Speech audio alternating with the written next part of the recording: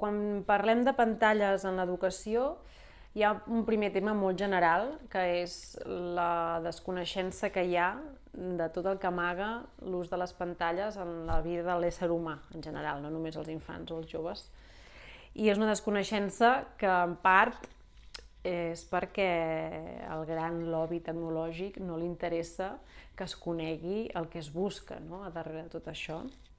Llavors, sense voler entrar gaire en política i en economia, sí que podem analitzar tots els efectes que té l'ús de les pantalles, en primer lloc, no?, per ser-ne conscients per després poder fer els altres passos, que és el que explicaré després. I el que primer hem de veure són dues coses diferents, no? Un és l'exposició a les pantalles, totes en general, perquè pantalles ho són totes, que és aquesta idea d'estar mirant, totalment absort de la resta de l'entorn, de la realitat, una realitat virtual. Això té unes conseqüències, independentment de quina sigui aquesta realitat virtual. I aquestes conseqüències són l'aïllament, afecta absolutament a la visió, i sobretot l'impacte que té en el cervell, no?, que és una cosa que no veiem mai perquè és invisible i no té un efecte immediat en el nostre comportament, tot i que en els infants força ho podem veure en els infants més petits. L'impacte que té en el cervell és que l'adorm, l'atrofia, per dir-ho d'alguna manera, i tota la desperta neuronal que pot haver-hi anant pel món, que és totalment natural, no?, que és observar el que hi ha, els estímuls que tenim de llum, de sons, de persones, de moviment, d'objectes, que com a vida adulta ho tenim més assolit, però com a infant molt petit doncs és un descobriment que encara hem de fer. Tota aquesta part desperta, s'adorm. Llavors vol dir que hi ha una part del cervell que no funciona. O, en el cas dels infants i els joves que encara estan en desenvolupament, sí, també en els adolescents estan en desenvolupament, diferent dels infants més petits, però també hi ha unes parts que s'estan desenvolupant, doncs no es desenvolupa. A més, tot allò que consumim amb les pantalles, no tot, però la gran majoria de coses, sobretot xarxes socials, o allò que porta interacció amb els altres o interacció amb la màquina, genera dopamina, que és una substància que segrega al cervell, que necessitem com a reforç positiu per fer coses, no?, per motivar-nos en la vida.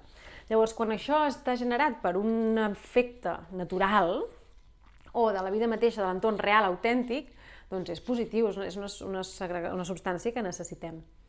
Però quan aquesta dopamina se segrega degut a uns estímuls constants, repetitius, de velocitat molt ràpida i amb una acció, a partir d'una acció molt petita, com un clic, això llavors fa que generi, sobretot, addicció. El cervell busca addicció. O s'agafa en aquesta addicció, no? El cervell s'agafa aquesta addicció de vull generar més dopamina. Una de les maneres, per exemple, molt senzilla, és que ja està estudiat que en una aplicació on tu vas fent scrolling down, és a dir, vas passant pantalles de avall a avall i va sortint cert contingut, cada 3-4 posts és el temps que el cervell està tornant a demanar aquesta dopamina. Llavors l'algoritme ja està pensat perquè cada 3-4 posts apareguin uns posts que més o menys són del nostre voler, però bueno, i el quart és del nostre interès principal. Com saben que és el nostre interès? Doncs perquè tenen les nostres dades, sabem si som homes, si som dones, l'edat que tenim i els nostres interessos generals, de forma molt particular. És només un petit exemple. I llavors hi ha una altra cosa, que és el tipus de contingut. No és el mateix mirar una pel·lícula o una sèrie, o buscar a internet una informació en una revista, en un diari, a Viquipèdia, que contingut tecnològic amb interacció. Amb interacció social, com dèiem, WhatsApp, Instagram, o de videojocs, que hi ha una acció per part nostra que és un esforç molt petit, que és clicar, moure, fer, una habilitat molt petita manual, de psicomotricitat fina, petita, són coses diferents, no? Llavors, malgrat l'impacte de la pantalla, la llum blava que emet a la visió i en el cervell i aquesta absorció que tenim, no?, a la pantalla i que no fem cas a l'entorn social, a part d'això, doncs hi ha el tipus de contingut. I el tipus de contingut pot ser normalment, encara que sigui de forma molt subliminal, i aquell contingut que accedeixen molts adults, però també molts adolescents, està carregat de valors que no ens interessen en l'educació. Masclisme, xenofòbia, racisme odi en general. De moltes maneres diferents i molt subtilment, però també consumisme, també competitivitat, no? Una sèrie de coses que estan molt presents en la nostra vida i que ens afecta com a adults i com a infants i joves. I per això han canviat la nostra manera de relacionar-nos, la nostra manera de fer, i l'hem de senzillament integrar d'una manera que sigui sana a la nostra vida adulta, però també amb els infants i els joves a l'escola i a casa.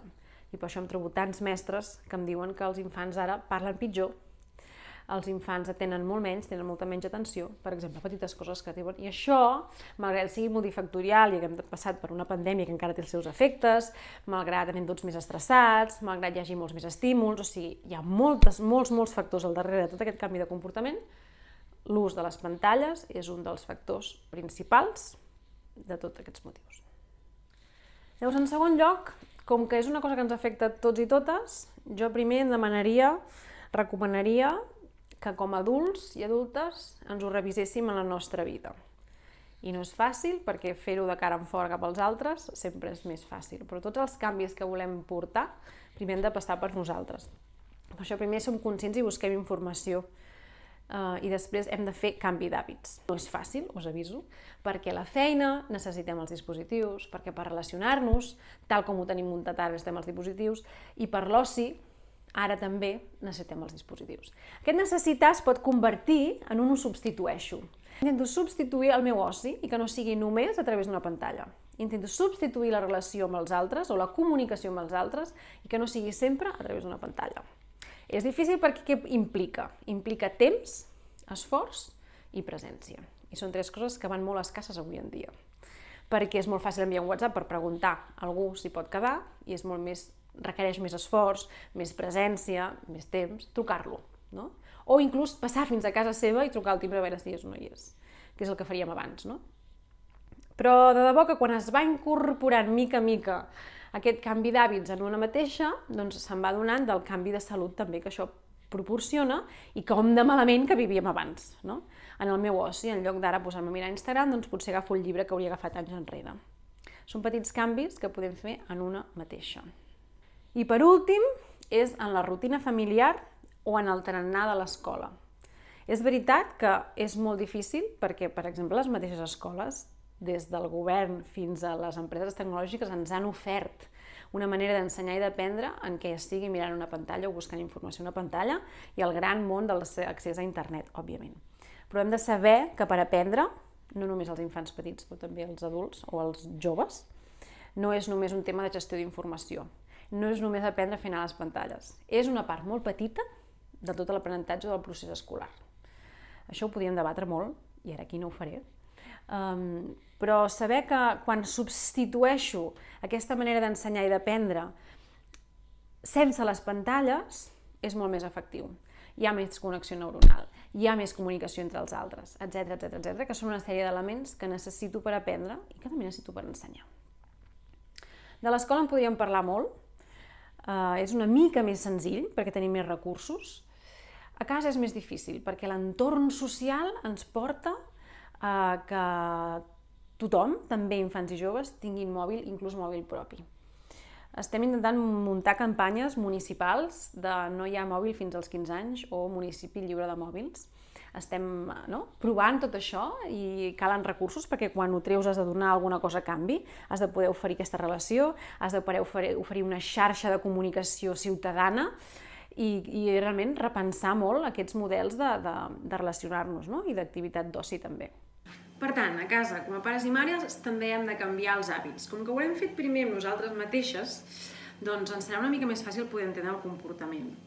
Es tracta de, senzillament, canviar els hàbits de comunicació i d'oci, que estem ara acostumats a fer-ho a través de les pantalles, doncs substituir-ho per activitats més analògiques, que dic jo. És a dir, activitats que requereixin més presència, més temps i qualitat. Podem posar petites normatives, ja que no està legislat i no està regulat per l'administració, podem començar fent a casa nostra i pot haver-hi una norma com que, per exemple, no hi ha dispositius mòbils en els espais comuns de la casa o que no es fa servir el mòbil ni cap altre dispositiu en els àpats, per exemple, i que, per tant, quan es fa un buit, sorgeix la conversa, sorgeix... Hem de buscar altres maneres d'omplir aquest buit que ara han omplert, no?, les noves tecnologies. I com ho podem fer? Doncs amb la conversa, evidentment, posant un podcast, música, jocs de taula, petits elements a l'entorn que ens donin peu a tenir converses, no?, per exemple, o poder-nos estar comunicar-nos d'una altra manera. I després, doncs, tot aquell oci que ara estem acostumats a fer a través de la pantalla, doncs buscar altres activitats analògiques que ens vinguin de gust i que ens agradin als adults i als infants o als joves. Qualsevol cosa, des de pintura, dansa, música, observació de la natura, respirar, sortir a passejar, fer jocs de taula, relacionar-nos amb llibres, amb la cultura des d'un altre lloc, per exemple, no?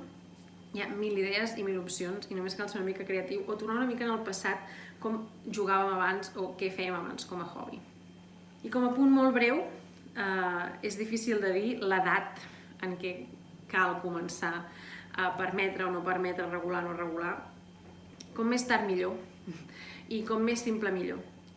Per l'impacte que té en el cervell i que hem estudiat i que tenim tants referents, dels 0 als 3 anys és absolutament necessari que no hi hagi contacte amb pantalles. Està prohibidíssim. Dels 3 als 6 es pot fer una petita introducció molt regulada d'estones molt curtes, de molt pocs moments a la setmana, de poder visibilitzar, veure petits vídeos molt cuidats i molt curats, si és necessari. Si ho podem substituir, millor que millor. A l'etapa de primària, 6-12 anys, el mateix. Res de videojocs, res d'interacció, res de mòbil propi, sinó moments molt controlats i amb continguts molt específics, si és necessari. Sempre que ho podem substituir, molt millor. I a l'etapa de secundària, que pot ser més complicat perquè hi ha una pressió social molt alta i també doncs, perquè molts cops es dona els dispositius dins del propi aprenentatge del sistema educatiu, doncs hi ha d'haver una regulació molt important des de casa. És millor si no la fem sols, si la fem en comunitat, demaneu ajuda als instituts, demaneu ajuda als municipis, demaneu ajuda als veïns, a la comunitat d'amics que tinguin els vostres fills i filles. Regular és una manera, sabem que prohibint les coses no sempre és la millor manera.